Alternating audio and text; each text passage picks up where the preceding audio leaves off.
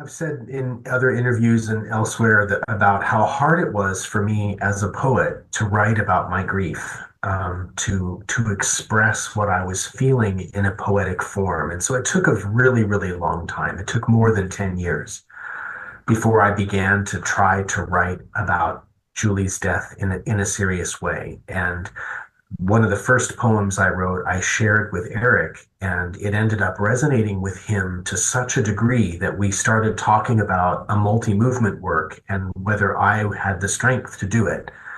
Um, it was one of those things where I didn't want to do it, but I knew I should do it because it would be important in my grieving process. And as it turns out, I mean, the 2.5 years that it took us to write Sacred Veil were crucial to me to move on. And you'd think it had been, 10, 11, 12 years since Julie's death, but I was still holding on to to a lot of grief.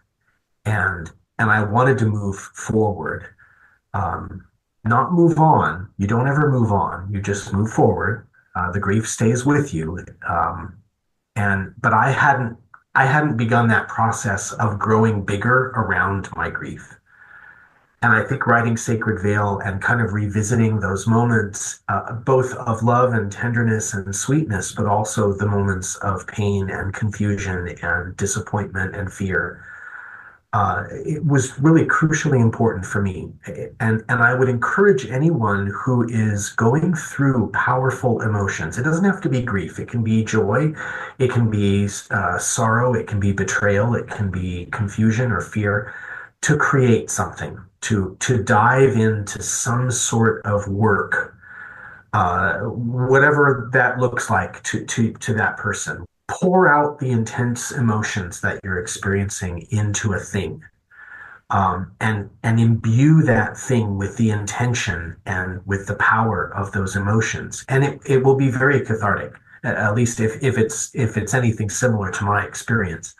I was able, in writing Sacred Veil and in now performing it, and also in attending as many performances as I can attend, to just kind of touch that wound over and over and over and over again, to toughen that tissue up. The wound is always there, but scar tissue is tough tissue, and and and it makes it easier to bear.